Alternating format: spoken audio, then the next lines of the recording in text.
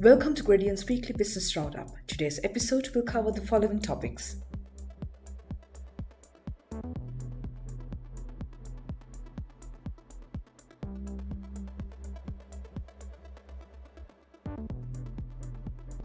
Sri Lanka's GDP grew 12.3% year-on-year in the second quarter of 2021, in contrast to the 16.4% contraction in the second quarter of 2020. As such, the second quarter growth for this year was supported by a low base, with the services segment growing 7.5% year-on-year, whereas the industry sector was up 22.1% year-on-year. Within the industry sector, construction activity recorded strong year-on-year growth of 18.2%. Moreover, the agriculture sector recorded growth of 8.1% on a year-on-year basis. Concluding the most recent economic performance as satisfactory, the Department of Census and Statistics pointed out that Sri Lanka's economy is yet to reach the 2019 pre-COVID levels.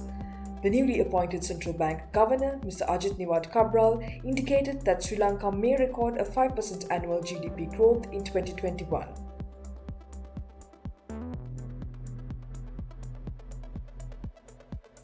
Sri Lanka's trade deficit during the first 7 months of 2021 reached $4.9 billion, up by a significant 41.8% year-on-year.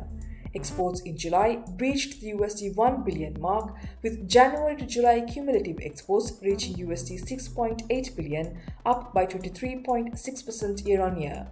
Imports were $1.7 billion in July, up by 32.2% year-on-year, fueled by oil imports of $256 million. Year-to-date imports reached $11.7 billion, up by a staggering 30.7% on a year-on-year basis.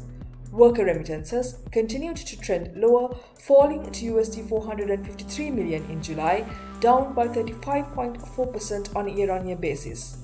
This, along with low tourism earnings, exacerbated the balance of payments deficit, which to July 2021 was at $2.7 billion, higher than the $2.4 billion recorded for the full year 2020.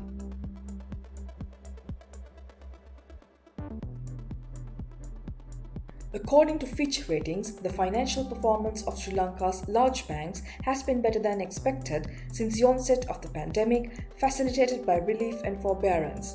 However, Fitch highlighted that considerable risks still remain to the standalone credit profiles of banks, mainly stemming from high sovereign exposure and heavy concentration on domestic operations.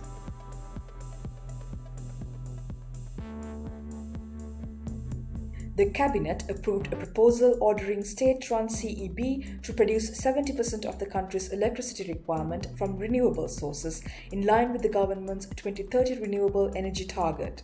However, CEB engineers expressed concern that a 70% target may not be practical at this stage, given that the investment for grid updates and energy storage solutions could be about $3.7 billion. They stated a target of around 53% to be more achievable.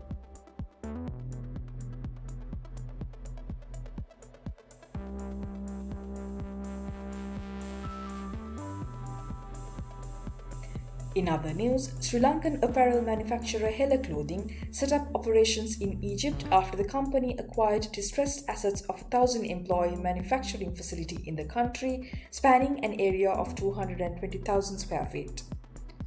Sri Lanka's rubber industry anticipates a 15 to 20% drop in yield this year due to a leaf disease that has affected rubber plantations across the country. Moreover, industry personnel indicated that a longer-term impact is likely if the disease spreads to immature plants.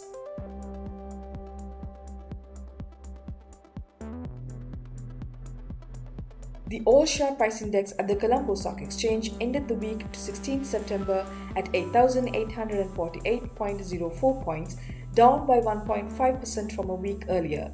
Foreign selling persisted, with net foreign selling reaching Rs 42.6 billion year-to-date. And that's a wrap for today. Hope you have a great day, stay safe and stay healthy. This video is co-produced by research consultancy firm Gradient Alliance and information design studio Atheno.